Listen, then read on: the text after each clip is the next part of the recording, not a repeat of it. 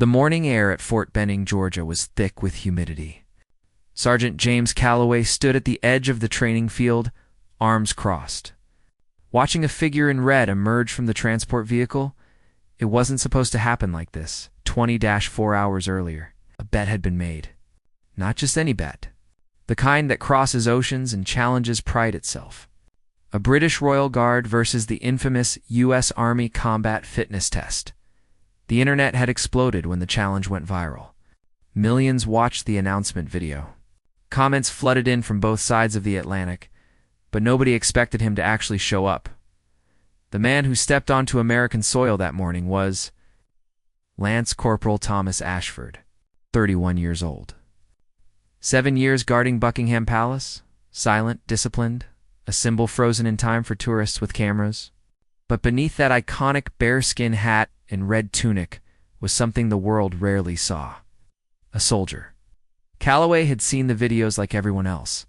Royal Guards fainting in the heat, standing motionless for hours, looking more like statues than warriors.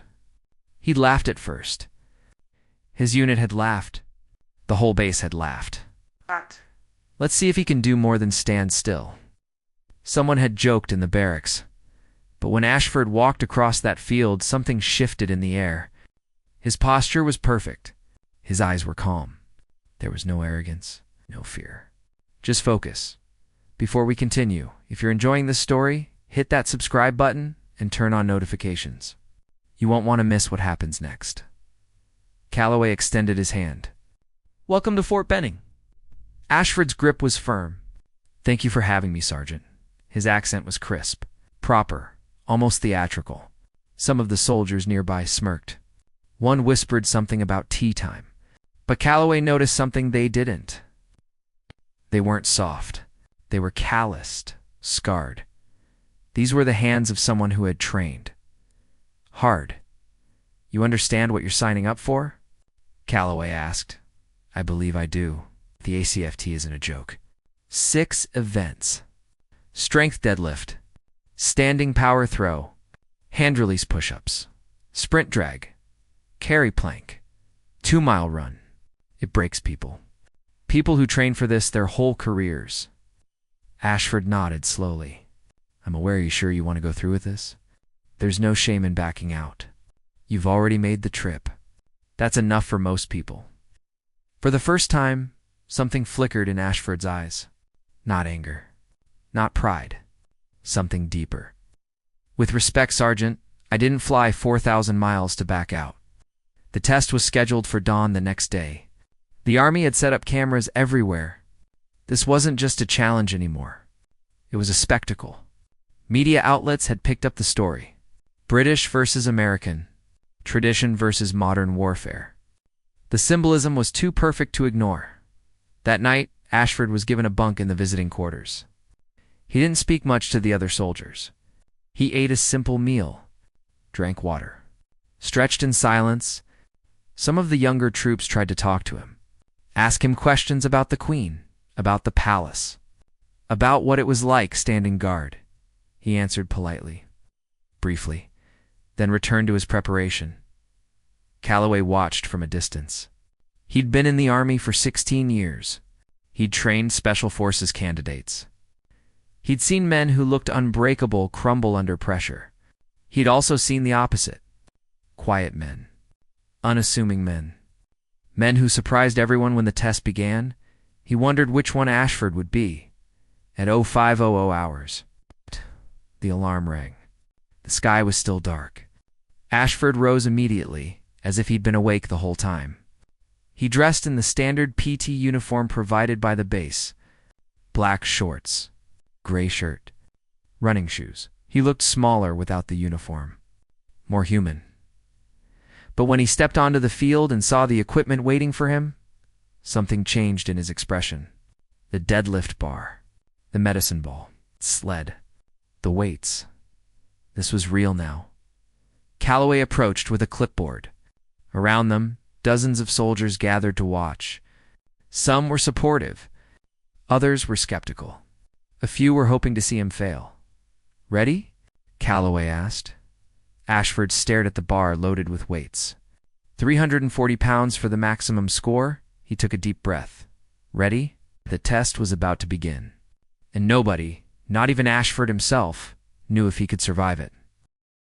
The first event was the 3-repetition maximum deadlift. The bar sat on the ground like a challenge made of steel. Ashford stepped up to it, hands loose at his sides. He bent down, gripped the bar. His breathing was controlled, measured. "On your command," Calloway said. Ashford lifted. The weight came off the ground smoothly, too smoothly. The soldiers watching exchanged glances. That was 340 pounds. Most recruits struggled with 250, but Ashford's form was textbook perfect. Back straight, core engaged. He stood fully upright, then lowered the bar with control.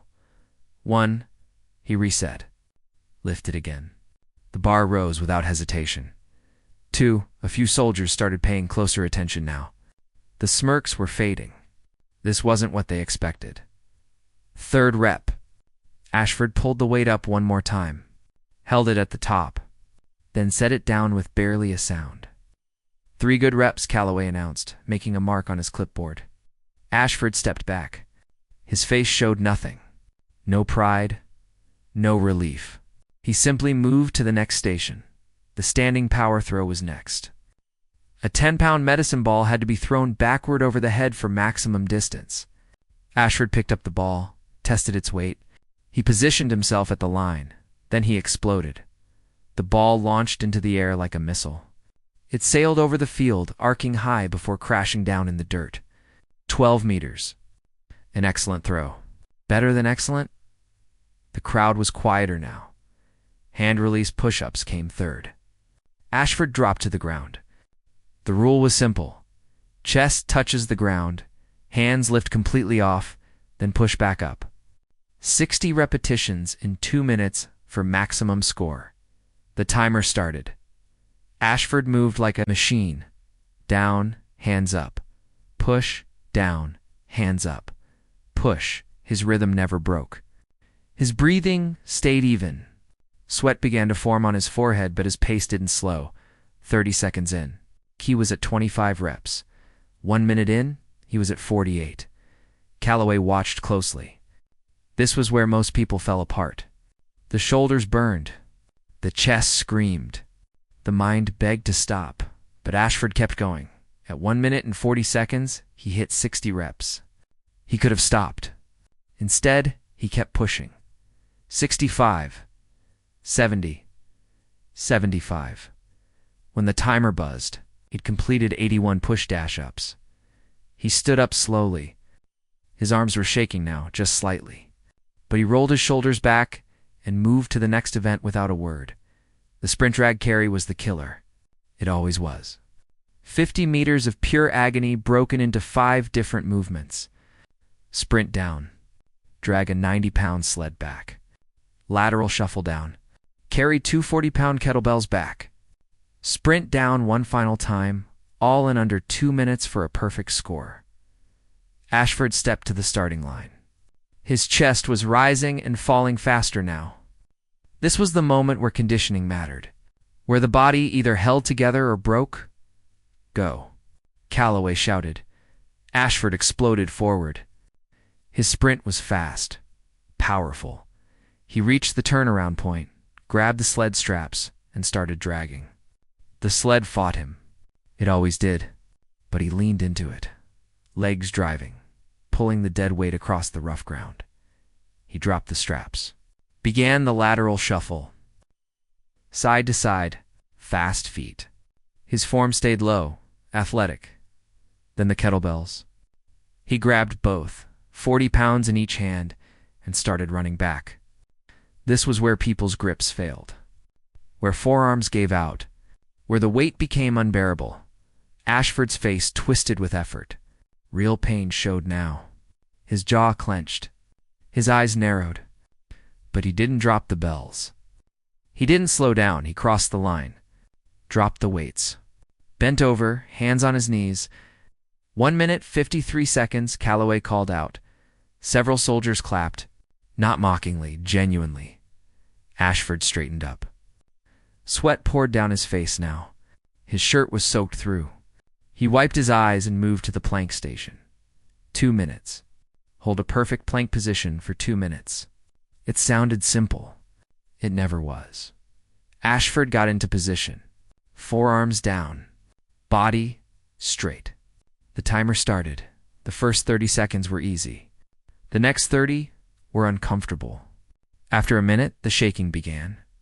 Small tremors in his shoulders, his core. The body's way of screaming, but Ashford's face became stone. The same expression he wore outside Buckingham Palace. The same focus that let him stand in the rain for hours. In the heat, through the taunts of tourists, through the pain of motionless discipline, he didn't move. At 1 minute and 30 seconds, his whole body was vibrating with effort, but the plank didn't break. At 1 minute and 50 seconds, someone in the crowd whispered, "Come on." The timer hit 2 minutes. "Time," Calloway said. Ashford collapsed to his knees. His breath came in gasps now. His arms hung loose. For events down. But the hardest one was still coming. The 2-mile run. 13 minutes or less for a perfect score. 13 minutes of pushing the body past exhaustion, of running when every muscle wanted to stop. Ashford stood up slowly. He walked to the starting line of the track. Other soldiers had gathered now. Word had spread across the base. The Royal Guard wasn't just surviving. He was competing. Calloway approached. "You need water? A break?" Ashford shook his head. "I'd like to finish. It's 2 miles. After everything you just did, I understand." The man's legs were trembling. His face was flushed, but his eyes were clear. "All right. On your mark." Ashford stepped to the line. The morning sun was rising now, casting long shadows across the track. He took one deep breath. Go, and he ran. The first lap was steady. Ashford's stride was even controlled. He wasn't sprinting.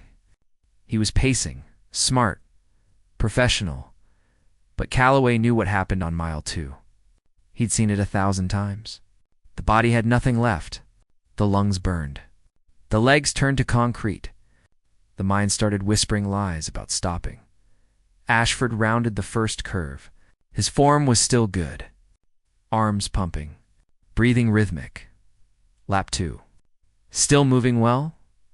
Lap 3. A slight slowdown. Barely noticeable, at the half-mile mark, Calloway checked his stopwatch. 3 minutes, 15 seconds. A strong pace. If Ashford could hold it, he'd make the time. But holding it was the question. Lap 4. Ashford's shoulders started to tighten. His stride shortened by inches. Not much, but enough. A few soldiers jogged alongside the track, shouting encouragement. "Come on, guard. You've got this? Keep pushing. Don't quit now." Ashford didn't acknowledge them. His focus was internal now. Eyes forward, jaw set. Every step was a battle against his own body. 1 mile down. 1 mile to go. Lap 5. The slowdown was visible now. His breathing was heavier, ragged. His face was dark red, veins standing out on his neck. 8 minutes. Calloway shouted. 4 minutes left for a perfect score? Ashford pushed harder. His legs were screaming.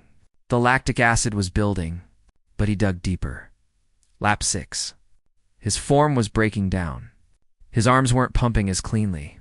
His feet were landing heavier, but he wasn't stopping. Lap 7. His pace had dropped significantly now. What had been a strong run was becoming survival. Pure willpower against physical limits. Calloway felt something unexpected. Respect. Real respect. This man could have walked off the field after the first event and still kept his dignity. He'd proven he was more than a ceremonial guard. But he wasn't walking. He was fighting. Lap 8. The final lap. 1 minute, 30 seconds. Calloway yelled. "You need to move." Now, Ashford heard. Something shifted. He leaned forward. His legs found a rhythm they shouldn't have had left. His arms drove harder. The crowd was shouting now. Soldiers who'd come to watch him fail were on their feet, cheering. "Come on. Finish strong. Go, go, go. Ashford rounded the final curve. The finish line was 50 meters away. His face was twisted with agony. His whole body shook with effort. But he ran 30 meters, 2010. He crossed the line and immediately collapsed. Not dramatically. His legs simply gave out. He fell to his hands and knees, gasping for air like he'd been underwater. Calloway looked at his stopwatch. 12 minutes. 58 seconds, 2 seconds to spare. The soldiers erupted, clapping, cheering. A few ran over to Ashford, helping him to his feet. Someone handed him water. He drank it in desperate gulps, water spilling down his chin. You did it, Calloway said, approaching. You passed. All 6 events. Maximum scores on 4 of them. Ashford couldn't speak yet. He just nodded, still trying to breathe. Calloway extended his hand again. This time, it meant something different. Ashford took it. I underestimated you, Calloway said quietly. We all did. Ashford finally caught enough breath to respond. I appreciate that, Sergeant. Where did you learn to train like that? Buckingham Palace isn't just about standing still. We train. Every day, strength, endurance, discipline. The uniform is ceremonial. The soldier underneath is not. Calloway nodded slowly. I see that now. The media cameras rushed in. Questions flew. Ashford answered a few politely, still breathing hard. But he didn't boast, didn't gloat. He simply acknowledged the challenge and thanked the soldiers for their hospitality. That afternoon, the video went viral. Not just viral, explosive, millions of views in hours. Comments from around the world, people defending their countries, others celebrating the respect shown between soldiers. But something else happened that nobody expected. That evening, Calloway received a message. It came through official channels. From his commanding officer, then from higher up, then from someone even higher. A challenge had been issued, not from Ashford. From another unit, a special forces group stationed in England. They'd seen the video. They'd seen an American fitness test. And they wanted to know if American soldiers could pass the British Royal Marines commando test. One of the hardest military assessments in the world. Calloway sat in his office, staring at the message. The commando test wasn't a fitness exam. It was a trial by fire. 30-mile march with full gear. A 9-mile endurance course. Underwater tests. A 4-mile run in 32 minutes or less after completing everything else. It broke trained. Marines, regularly, his phone buzzed. A call from his captain. You seeing this? The captain asked. I'm seeing it. They want you. By name. Said if an American sergeant can test a Royal Guard, a British unit can test an American sergeant. Calloway was quiet. You don't have to do this, the captain continued. It's not an official order. It's a challenge. You can say no. Calloway thought about Ashford. How he'd shown up when nobody thought he would. How he'd pushed through pain and doubt. How he'd earned respect by refusing to quit. When do they want me? Calloway asked. 2 weeks. England. Tell them I accept. The phone went silent for a moment. You sure about this, James? Calloway looked at the photo on his desk. His unit. His soldiers. The flag behind them, I'm sure. 2 weeks later, Sergeant James Calloway stepped off a plane at RAF Brize Norton. The British countryside was gray and cold. Rain drizzled from low clouds. Waiting for him was a man in uniform. Not Ashford. Someone else? Harder? Older? Sergeant Calloway? The man said, That's me, Captain Derek Mills, Royal Marines. Welcome to England. His handshake was iron. Your test begins at dawn tomorrow. I hope you're ready. Calloway shouldered his bag. I am. But as he followed Mills to the transport vehicle, he couldn't shake one feeling. He had no idea what he'd just agreed to. The Commando Training Center in Limestone was nothing like Fort Benning. It was older, harsher. The buildings were weathered gray stone. The training grounds stretched toward cliffs that dropped into the freezing. North Sea. Calloway was given a bunk in the barracks. Around him, Royal Marines prepared their gear in silence. These weren't regular soldiers.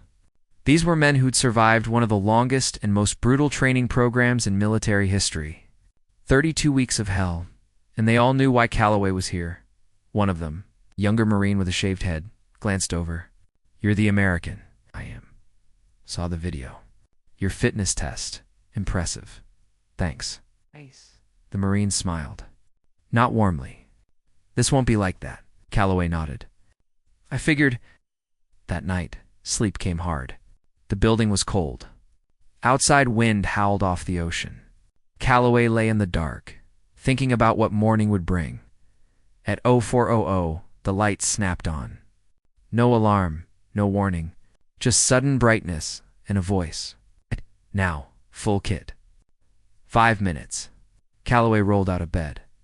His rucksack was already packed. 50 pounds of weight. Water, rations, extra clothing. His rifle, unloaded but realistic in weight. He dressed quickly. Combat uniform. Boots. Harnessed out outside. Rain was falling. Not a drizzle anymore. Real rain. Cold and hard, Captain Mills stood in the courtyard, waterproof jacket beaded with drops. Behind him, a truck waited with its engine running. 30-mile load carry, Mills announced. "You'll march with full kit across the Dartmoor training area. Finish in 8 hours, or you fail. Weather doesn't matter. Pain doesn't matter. Only the time." Calloway adjusted his pack straps. "Understood. One more thing. You won't be alone." From the barracks, 6 Marines emerged. Full kit. Weapons. Faces set with determination. "They'll march with you," Mills said. "Not to help. To watch. If you fall behind, they won't wait. If you quit, they'll finish without you." Calloway looked at the Marines. They stared back. No hostility. But no friendship either. This was business. "Let's go," Mills said. The truck drove them 20 miles inland to Dartmoor. When they stepped out, the landscape was biblical. Rolling hills of brown grass and gray rock. No trees, no shelter. Just open moorland beneath a dark sky. Mills checked his watch. "Start now. Map and compass in your pack. Checkpoints marked. Miss one, you fail. Fall outside the time, you fail. Good luck, Sergeant." The Marines started walking without a word. Calloway fell in behind them. For the first hour, the pace was steady. Not fast, but relentless. The ground was uneven, thick with mud and hidden rocks. Every step required focus. The pack pulled at his shoulders. The rifle hung heavy across his chest. Rain soaked through his jacket within 30 minutes. Cold water ran down his back. His gloves were wet. His boots squelched with every step. The Marines didn't talk. They just moved, machine-like. Efficient at the 2-hour mark, they reached the first checkpoint. A small flag on a hilltop. One Marine marked something on a sheet, then kept walking. Calloway's shoulders were burning now. The pack straps dug in despite the padding. He adjusted them, but it only helped temporarily. Hour 3. The terrain got worse. Steeper hills. Deeper mud. At one point, Calloway sank to his ankle and had to wrench his boot free with both hands. One of the Marines glanced back. Checked that Calloway was still there. Then kept moving. No encouragement. No conversation. Just silent observation. Hour 4.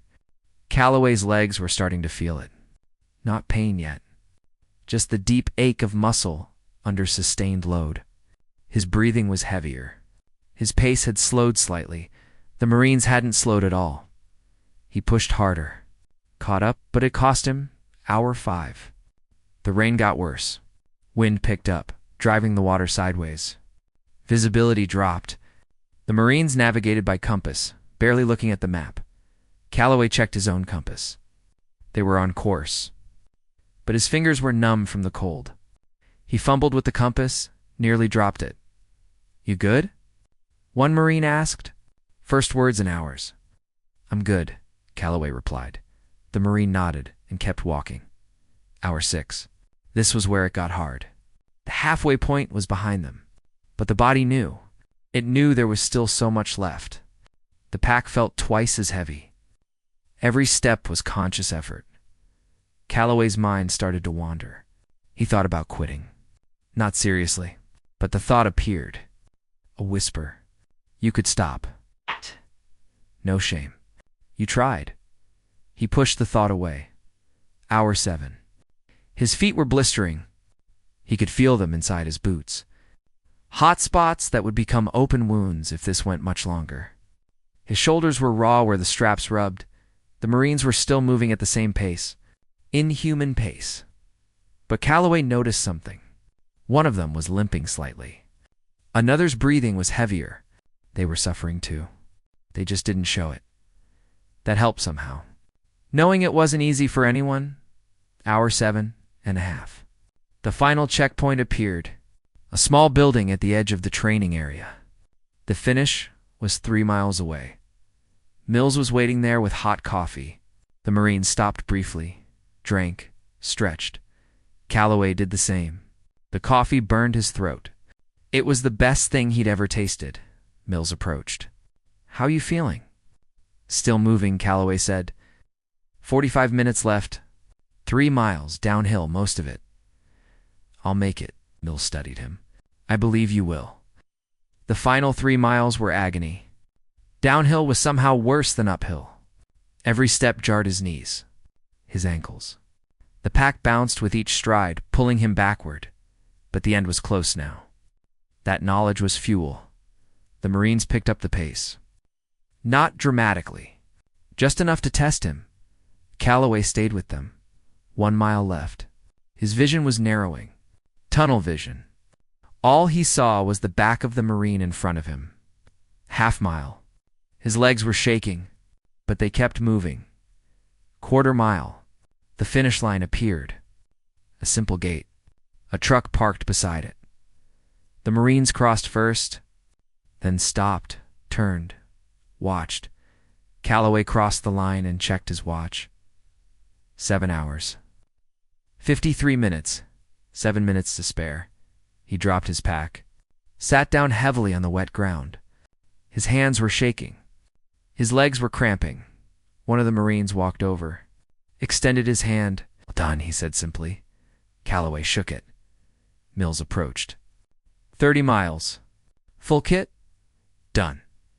But you know, that was just the warm-up, right? Calloway looked up. What? The commando test has 4 parts. That was one. Tomorrow morning, the 9-mile endurance course. Then the underwater tests. Then the Tarzan assault course. Then the final run. Calloway stared at him. For days.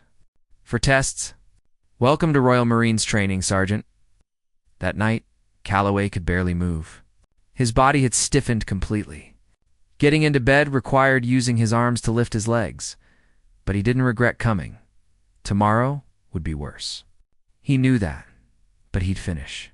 Just like Ashford had finished, because that's what soldiers did. Dawn came too soon. Calloway's body screamed when he stood. Every muscle was locked tight. His feet were wrapped in bandages where the blisters had opened. But there was no time for recovery. The 9-mile endurance course waited. This wasn't a march. This was combat simulation. Crawling under barbed wire through mud, climbing walls, wading through chest-deep water, Gathering logs, firing weapons. All while the clock ran, Mills stood at the starting line with a stopwatch. The same 6 Marines from yesterday were there too, plus a few others. Word had spread. The American was still going. 72 minutes maximum, Mills announced. That's with full kit. Rifle. Everything. The course is designed to break you mentally more than physically. You'll want to quit. Everyone does. Calloway adjusted his harness. His shoulders were already raw from yesterday. The pack strap sat directly on the damaged skin, Go Mills said. The course started with a water obstacle. Immediately. No warm-up. Just straight into a pool of freezing seawater. Calloway jumped in and gasped. The cold punched the air from his lungs. His pack became twice as heavy, saturated with water.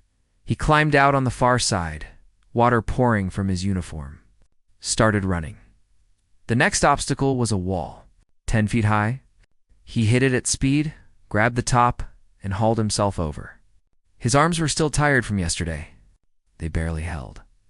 Tunnel crawl. 50 meters of concrete pipe, barely wide enough for shoulders. Pitch black. He went in head first, rifle dragging behind him. The darkness was absolute, suffocating. Keep moving. He emerged into daylight again. Mud covered his face. He couldn't see clearly. Move. Move. A Marine instructor shouted from the side. Rope climb. 20 feet straight up. His hands slipped on the wet rope. He wrapped his legs around it, hauled himself up inch by inch. His shoulders screamed. At the top, he grabbed the bell, rang it, and slid back down. His palms were bleeding now, but he ran to the next obstacle. Barbed wire crawl. 100 meters of mud beneath razor wire. He dropped to his belly and started pulling himself forward with his elbows. The wire was inches above his back. One wrong move, and it would tear into him. The mud was cold, thick. It filled his mouth, his nose. He couldn't breathe properly. Panic tried to rise, but he forced it down. Keep moving. He emerged from the wire, stood, kept running. The Marines were ahead of him on the course. Not by much, but enough. They moved through obstacles like they'd done them 1,000 times, because they had log carry. A telephone pole. 60 pounds of dead weight. Carry it 200 meters. Calloway hoisted it onto his shoulder. The wood dug into his collarbone. He stumbled forward. One step, another. His legs were shaking from yesterday's march. The log threatened to topple him, but he didn't fall. At the halfway point, Mills was waiting with a stopwatch. 38 minutes.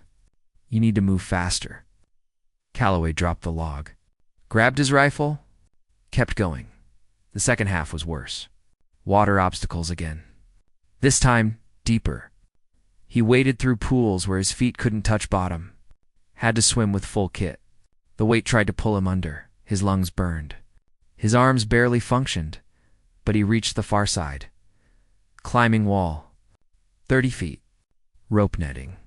He started up. At 20 feet, his grip failed. He slipped. Caught himself on a lower rope. Pain shot through his wrist. He climbed again. At the top, he looked down. The ground was far below. His vision swam. Exhaustion and pain mixing into something dangerous. He climbed down carefully. Too carefully. Time was slipping away. The final obstacles were a blur. Trenches to jump. Walls to vault. A tunnel filled with water where he had to duck completely under to pass through. He choked on seawater. Coughed it out. Kept moving. The finish line appeared. A simple banner. Mills standing beside it with the stopwatch. Calloway ran. Not fast, not pretty, but he ran. He crossed the line and looked at Mills. 71 minutes 40 seconds, Mills said.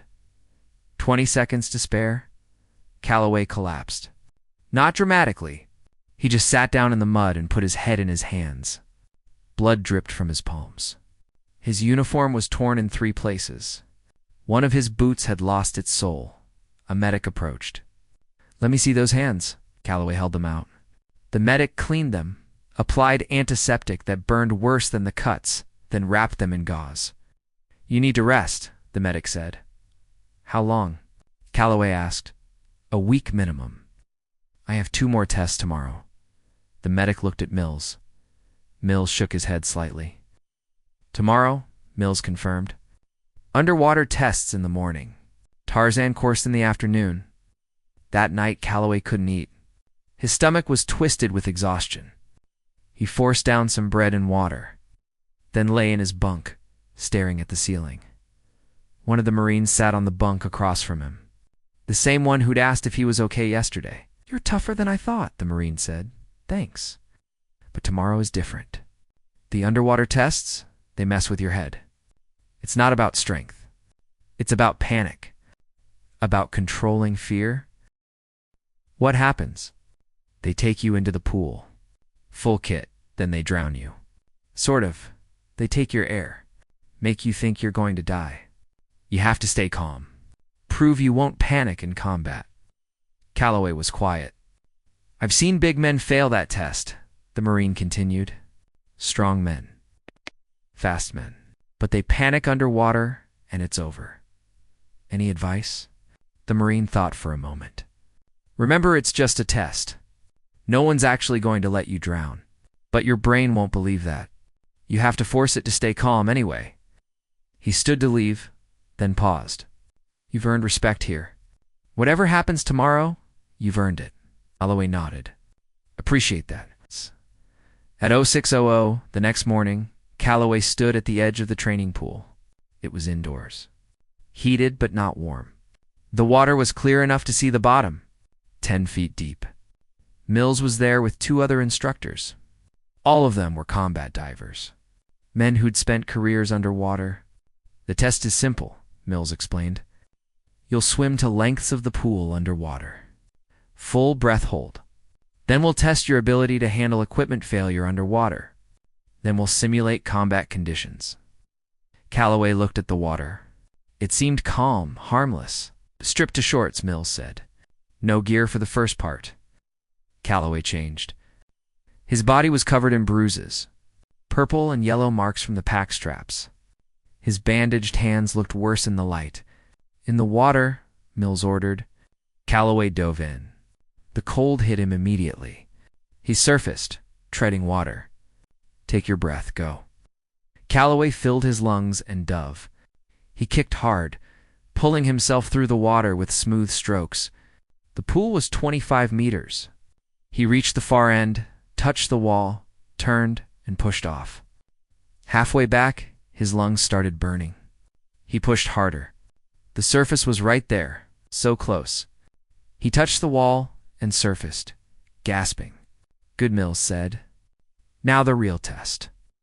2 instructors entered the water with him. They carried diving equipment, masks, regulators, tanks. Put this on, one said, handing Calloway a mask and regulator. He fitted them, bit down on the mouthpiece, breathed. The air tasted metallic. We're going to take your air, Mills said from the edge. While you're underwater, you'll have to solve the problem. Stay calm. Get your air back. If you panic and surface, you fail. Calloway's heart rate picked up. Understand. I understand. Go under. Calloway dove. The instructors dove with him. They swam to the bottom. 10 feet down, Calloway knelt on the pool floor, breathing through the regulator. Then one instructor reached over and ripped the regulator from his mouth. Instantly, Calloway's lungs screamed for air. His first instinct was to shoot to the surface. Every cell in his body demanded it. But he forced himself still. The instructor held the regulator just out of reach. Watching, testing. Calloway's vision started to narrow. Pressure built in his chest. His throat wanted to open, to inhale, but there was no air. Only water. Stay calm. He reached for the regulator slowly, deliberately. The instructor moved it away, made him work for it. Calloway's lungs were on fire now. Black spots appeared at the edges of his vision. He grabbed the regulator, brought it to his mouth, cleared the water from it with a breath, then inhaled. Air. Sweet metallic air.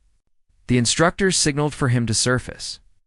He kicked up slowly, fighting the urge to rocket to the top. He broke the surface and breathed.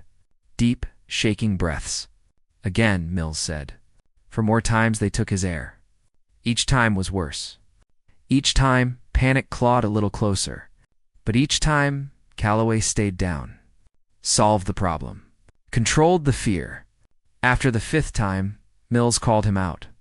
Good. Dry off. 20 minutes. Then the Tarzan course. Calloway pulled himself from the pool. His hands were shaking. Not from the cold. From the adrenaline?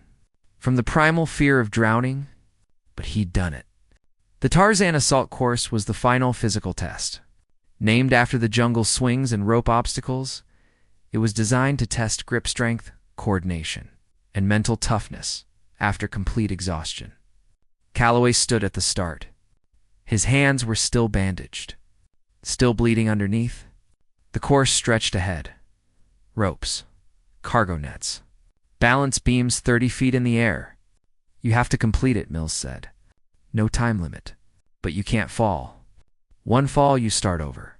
Calloway gripped the first rope. Pain shot through his palms immediately. He started climbing. The course was brutal.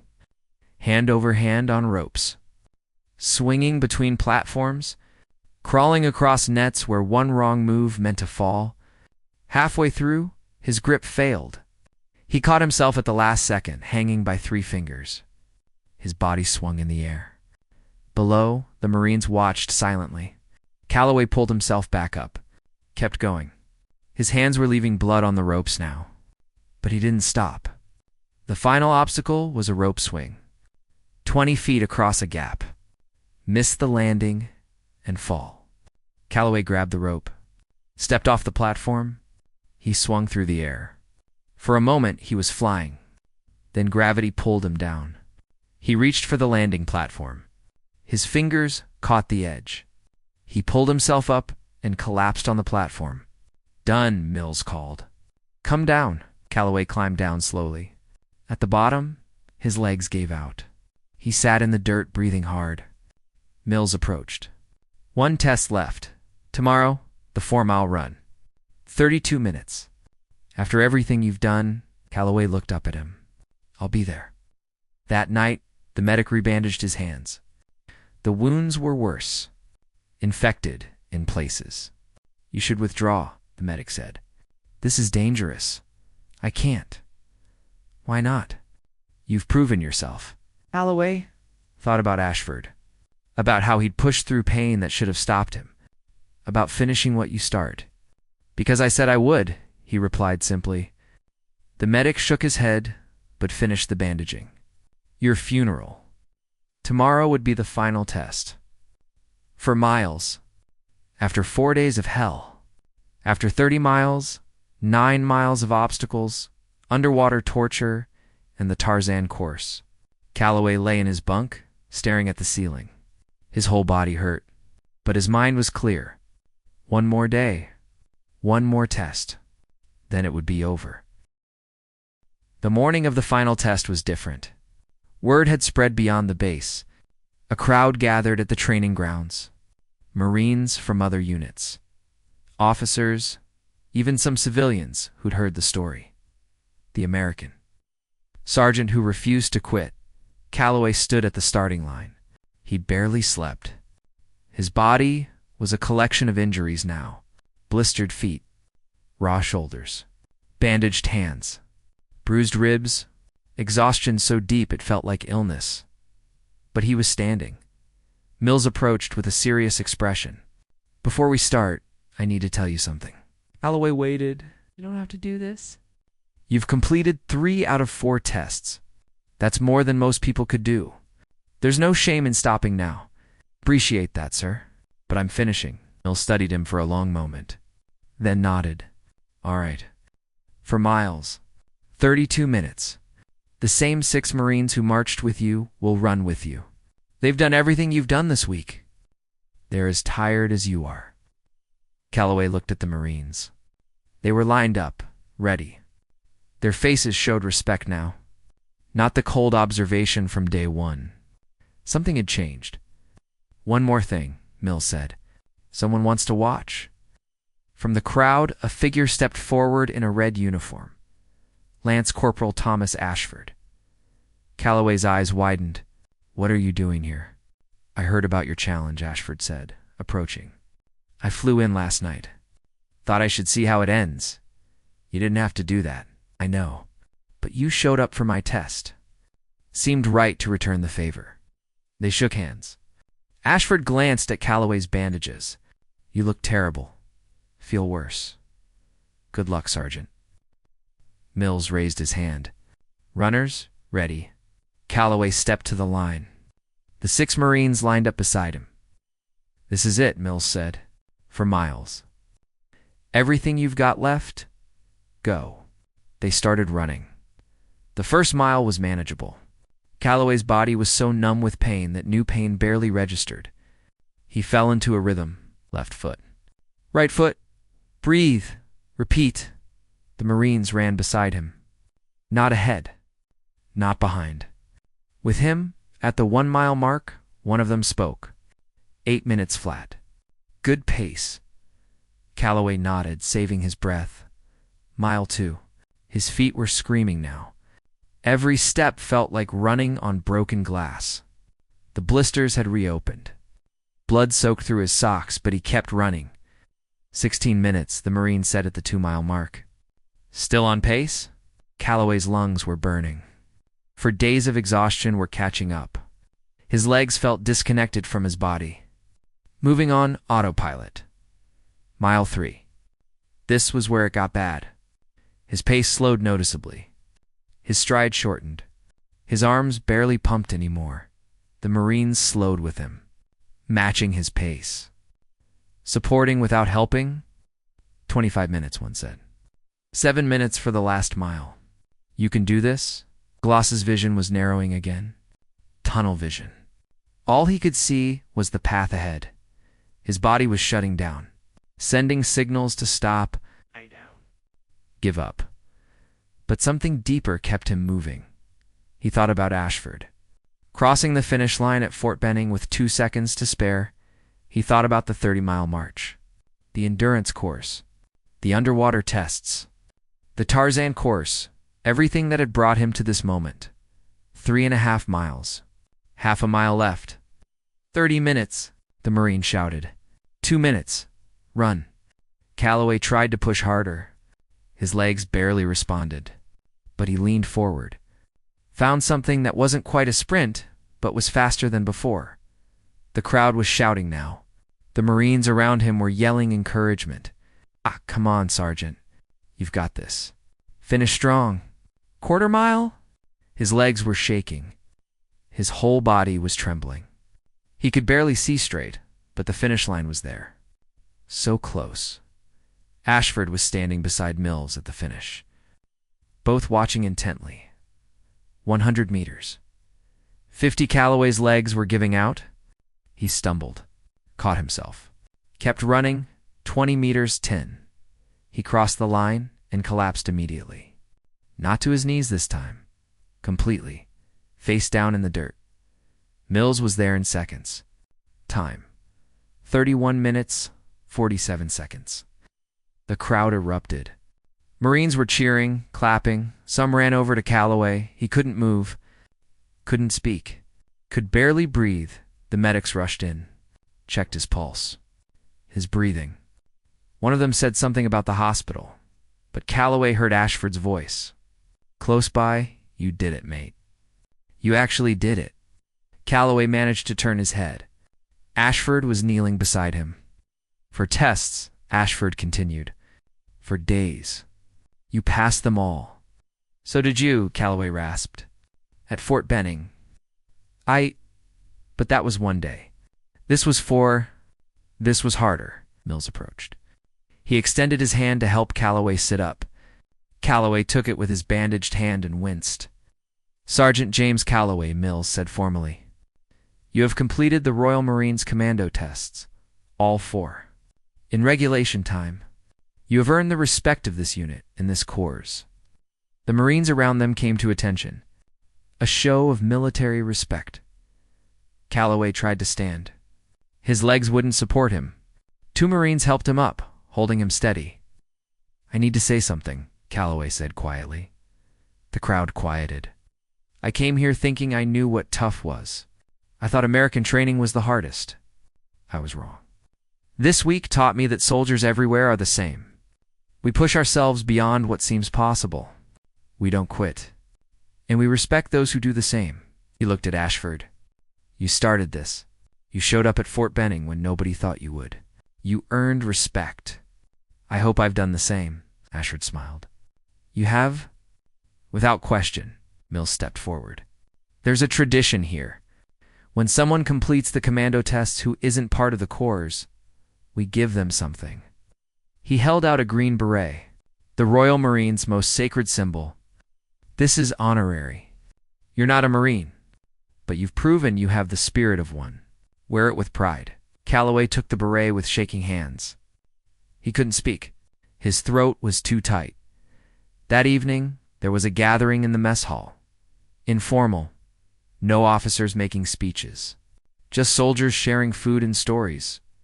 Calloway sat with Ashford and the 6 Marines who'd been with him all week. "What happens now?" one of them asked. "Go home," Calloway said. "Sleep for a week. Try to walk again." They laughed. "And then I go back to training my soldiers." But I'll tell them this story. About respect. About pushing beyond limits. About how strength isn't just American or British. It's universal. Ashford raised his glass. 2 soldiers everywhere. May we always push each other to be better. Everyone raised their glasses. 2 soldiers, they echoed. 3 days later, Calloway boarded a plane home. His body was wrecked. He'd need weeks of recovery. But he carried that green beret in his bag like treasure. When he arrived at Fort Benning, his unit was waiting. They'd seen the videos. All of them. The whole world had watched his captain approached. "Welcome back, Sergeant. How do you feel?" "Like I got hit by a truck, sir." "Was it worth it?" Calloway thought about the respect he'd earned, the lessons he'd learned, the barriers he'd broken down between 2 nations. "Yes, sir." It was... The story went viral again. But this time, something different happened. The comments weren't about who was better, American or British. They were about unity, about respect, about what soldiers could accomplish when they pushed each other.